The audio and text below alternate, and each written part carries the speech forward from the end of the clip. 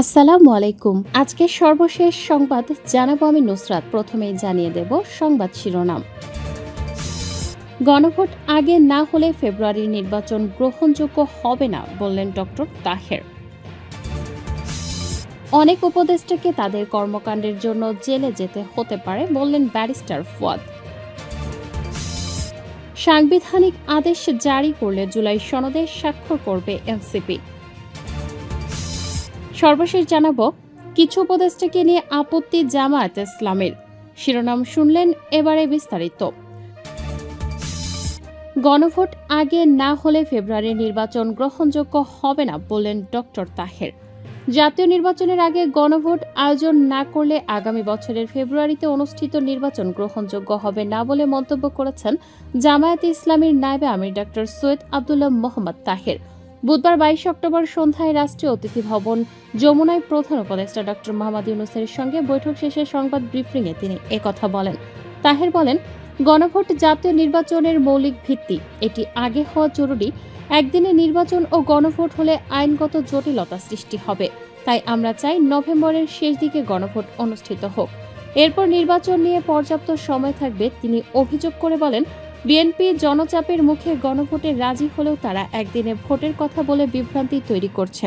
নির্বাচনে level playing field নিশ্চিত করতে প্রশাসন ও পুলিশ বাহিনীতে পরিবর্তনের দাবিও জানায় জামায়াত। তাহের বলেন, প্রশাসন ও পুলিশের প্রায় ৭০% কর্মকর্তা একটি নির্দিষ্ট দলের প্রতিনিধিত্ব করেন। এদের দিয়ে নিরপেক্ষ নির্বাচন সম্ভব নয়। এ বিষয়ে প্রধান উপদেষ্টা আশ্বাস দিয়েছেন বলেও জানান তিনি। বৈঠকে জুলাই সনদের বাস্তবায়ন, সাংবিধানিক ভিত্তি এবং নির্বাহী আদেশের মাধ্যমে বৈধতা দেওয়ার প্রস্তাব নিয়েও আলোচনা হয়। তাহের জানান, আমরা দাবি জানিয়েছি জুলাই সনদকে ভিত্তি করে জাতীয় নির্বাচন অনুষ্ঠিত হোক এবং একে সাংবিধানিক ভিত্তি দিতে একটি সরকারি আদেশ জারি করা হোক। তত্ত্বাবধায়ক সরকার ইস্যুতে জামায়াতের অবস্থান নিয়ে তাহের বলেন, আমরা মনে করি বর্তমান অন্তর্বর্তী সরকারই তত্ত্বাবধায়কের ভূমিকা পালন করতে পারে। অনেক উপদেষ্টাকে তাদের কর্মকাণ্ডের জন্য জেলে যেতে হতে পারে বললেন ব্যারিস্টার ফুয়াদ। আমার বাংলাদেশ পার্টির সেক্রেটারি ব্যারিস্টার আসাদুজ্জামান ফুয়াদ বলেছেন, দেশের অনেক উপদেষ্টাকে তাদের কর্মকাণ্ডের জন্য জেলে যেতে হতে পারে। বিশেষ করে স্বরাষ্ট্র উপদেষ্টার সমালোচনা করে তিনি বলেন, যদি ব্যর্থতার তালিকা করা হয় তাহলে তাকে গোল্ড মেডেল দেওয়া উচিত। বুধবার ২২ অক্টোবর দুপুরে রংপুর পাবলিক লাইব্রেরির হলরুমে সাংবাদিকদের সঙ্গে এক মতবিনিময় সভায় এসব কথা বলেন তিনি। ব্যারিস্টার ফুয়াদ আরও বলেন, বর্তমান স্বরাষ্ট্র উপদেষ্টার অধীনে সুষ্ঠু জাতীয় নির্বাচন কখনোই সম্ভব নয়। রাষ্ট্রের গুরুত্বপূর্ণ দায়িত্বে এমন কাউকে রাখতে হবে যিনি নিরপেক্ষ ও কার্যকরভাবে দায়িত্ব পালন করতে পারেন। তিনি অভিযোগ করেন, স্বরাষ্ট্র উপদেষ্টা সেনাবাহিনীর কর্মকর্তাদের বিচার প্রক্রিয়াকে ভিন্ন খাতে নেয়ার চেষ্টা করছেন। অপরাধীদেরকে এসি গাড়িতে করে ট্রাইব্যুনালে আনা হচ্ছে, সাজসজ্জাও যেন হলিউড অভিনেতাদের মতো, অথচ সাধারণ মানুষকে রাখা হচ্ছে কাশিমপুরের মতো কারাগারে। এ সময় তিনি বলেন, ডিজিএফআইয়ের ৪-৫ জন লেফটেন্যান্ট জেনারেল ভারতে পালিয়ে গেছেন এবং দেশের গোপন তথ্য শত্রুর কাছে হস্তান্তর করেছেন। ভারত সরকারের সহযোগিতায় তারা এখন সেখানে বিলাসবহুল জীবনযাপন করছেন। এছাড়া শিক্ষা উপদেষ্টার কিছু পদক্ষেপের প্রশংসা করে ফুয়াদ বলেন, শিক্ষকদের ন্যায্য দাবিগুলো মেনে নেয় তাকে ধন্যবাদ জানাই। তবে সমাজ কল্যাণ মন্ত্রণালয়ের অধীনে সমাজসেবা ও মহিলা সংস্কার বিভিন্ন পর্যায়ে দুর্নীতির সিন্ডিকেট গড়ে উঠেছে। উত্তরাঞ্চলের উন্নয়নের প্রয়োজনীয়তার কথা উল্লেখ করে তিনি বলেন, এই অঞ্চলে শিল্প কারখানা গড়ে তুললে বেকারত্ব হ্রাস পাবে, মাদক থেকে দূরে থাকবে তরুণ সমাজ। অর্থনৈতিক অগ্রগতির পাশাপাশি খেলাধুলার প্রসার এবং কৃষকদের সার সরবরাহ নিশ্চিত করাও জরুরি। মতবিনিময় সভায় আরও উপস্থিত ছিলেন এবি পার্টির কেন্দ্রীয় কমিটির সদস্য মাহবুবুর রহমান মাহবুব, কৃষি বিষয়ক সম্পাদক মোস্তাফিজুর রহমান এবং বিভাগীয় সাংগঠনিক সম্পাদক আবু বকর সিদ্দিক সহ অন্যান্য নেতৃবৃন্দ।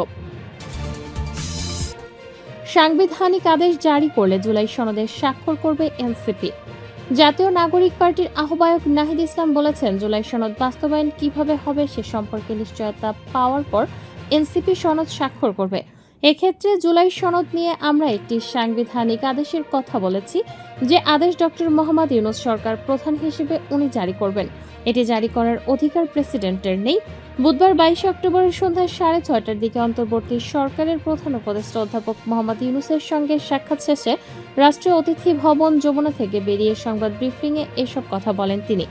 আজকের বৈঠকে আলোচনার সম্পর্কে নাহিদ বলেন, যেহেতু জুলাই সনদ স্বাক্ষর অনুষ্ঠান আয়োজিত হচ্ছে এবং জাতীয় নাগরিক পার্টি সেখানে অংশগ্রহণ করেনি, ফলে আমরা আমাদের অবস্থান সরকারের কাছে তুলে ধরেছি। আমরা পুনরায় ব্যক্ত করেছি জুলাই সনদের শুধু কাগজের মূল্যে আমরা বিশ্বাসী নই। ফলে জুলাই সনদ বাস্তবায়নটা কিভাবে হবে সেই সম্পর্কে নিশ্চয়তা পাওয়ার পর আমরা সনদ স্বাক্ষর করব। সেক্ষেত্রে আমরা একটি সাংবিধানিক আদেশের কথা বলছি, যে আদেশটা ডক্টর মোহাম্মদ ইউনূস সরকার প্রধান হিসেবে জারি করবেন। কারণ হিসেবে তিনি বলেন, জুলাই গণ অভ্যুত্থানে জনগণের যে সার্বভৌম ক্ষমতা সেটার একমাত্র বৈধতা ডক্টর মোহাম্মদ ইউনূসের আছে, সেটা প্রেসিডেন্ট চুপ্পুর নেই। পরে সাংবিধানিক আদেশ যেটা সংবিধান বহির্ভূত হিসেবে দেয়া লাগবে সেটা কোনোভাবেই প্রেসিডেন্ট চুপ্পু দিতে পারবে না, সেটা ডক্টর মোহাম্মদ ইউনূসকে দিতে হবে। সেটার আইনি এবং রাজনৈতিক কারণ আমরা ওনার সামনে ওনার কাছে তুলে ধরেছি। এছাড়া নোট অফ ডিসেন্টের বিষয়টা আমরা বলছি, নোট অফ ডিসেন্টের কোনো কার্যকারিতা থাকবে না। সবাই এই বিষয়গুলোতে একমত হয়েছে। জুলাই সনদ যেই বিষয়গুলোর ওপর রচিত হচ্ছে সেটাই পুরোটা গণভোটে যাবে এবং গণভোটের মাধ্যমে অনুমোদিত হলে পরবর্তী সংসদের একটি গাঠনিক ক্ষমতা থাকবে, যার ফলে তারা একটি সংস্কারকৃত নতুন সংবিধান তৈরি করবে। ঐকমত্য কমিশন সুপারিশ দেবে, সরকার সেই অনুযায়ী কি সিদ্ধান্ত নেয় সেটার উপর নির্ভর করে আমরা জুলাই সনদের স্বাক্ষরের বিষয়টি বিবেচনা করব। নাহিদ বলেন, আজকের বৈঠকে আমরা নির্বাচন কমিশন নিয়ে উদ্বেগ জানিয়েছি। নির্বাচন কমিশনের গঠন প্রক্রিয়া, নির্বাচন কমিশনের বর্তমান আচরণ নিয়ে বলেছি। আমাদের কাছে মনে হচ্ছে যে এটা নিরপেক্ষ হচ্ছে না, এটা স্বচ্ছ হচ্ছে না এবং নির্বাচন কমিশন সাংবিধানিক প্রতিষ্ঠান হিসেবে যেভাবে কার্যক্রম করার কথা ছিল সেটা করছে না। কিছু কিছু দলের প্রতি পক্ষপাতিত্ব দেখা যাচ্ছে এবং কোনো দলের প্রতি বিমাতাসুলভ আচরণ তারা করছে। বিগত সময়গুলোতে নির্বাচন কমিশন যে পদক্ষেপগুলো নিয়েছে সেখানে কিভাবে তাদের পক্ষপাতিত্ব ফুটে উঠেছে সেই বিষয়ে আমরা বলছি। নাহিদ ইসলাম বলেন, একটি সুষ্ঠু নির্বাচনের জন্য একটি নিরপেক্ষ নির্বাচন কমিশন প্রয়োজন। নির্বাচন কমিশন যদি সুষ্ঠু নির্বাচন দিতে না পারে এর দায় সরকারের উপর আসবে। ফলে আমরা সরকারকে সেই বিষয়টি অবহিত করেছি এবং আমরা মনে করি যে নির্বাচন কমিশন এই মুহূর্তে পুনর্গঠন হওয়া প্রয়োজন। এর আগে আজ বিকেল 5টার দিকে রাষ্ট্রীয় অতিথি ভবন যমুনায় পৌঁছেছেন জাতীয় নাগরিক পার্টির শীর্ষস্থানীয় 4 নেতা। এনসিপির আহ্বায়ক নাহিদ ইসলামের নেতৃত্বে প্রতিনিধি দলে রয়েছেন দলের উত্তরাঞ্চলের মুখ্য সংগঠক সার্জিস আলম, জ্যেষ্ঠ যুগ্ম আহ্বায়ক সামান্তা শারমিন ও যুগ্ম আহ্বায়ক খালেদ সাইফুল্লাহ। কিছু উপদেষ্টাকে নিয়ে আপত্তি জামায়াতে ইসলামীর। রাষ্ট্রীয় অতিথি ভবন যমুনায় বুধবার সন্ধ্যায় প্রধান উপদেষ্টা অধ্যাপক মোহাম্মদ ইউনূসের সঙ্গে বৈঠকে অংশ নিয়ে কিছু উপদেষ্টার ভূমিকা নিয়ে আপত্তি তুলেছে জামায়াতে ইসলামী। দলের পক্ষ থেকে সরাসরি কারো নাম উল্লেখ করা না হলেও অভিযোগ করা হয়, কিন্তু উপদেষ্টা একটি বিশেষ দলের পক্ষে কাজ করছেন এবং প্রধান উপদেষ্টাকে বিভ্রান্ত করছেন।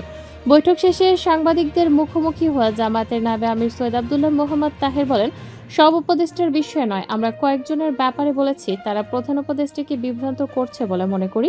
আমরা তাকে সতর্ক থাকতে বলেছি। এর আগে একই ধরনের অভিযোগ তুলেছিল বিএনপিও। তারাও বিতর্কিত উপদেষ্টাদের বাদ দেওয়ার আহ্বান জানিয়েছিল, তবে নাম উল্লেখ করেনি।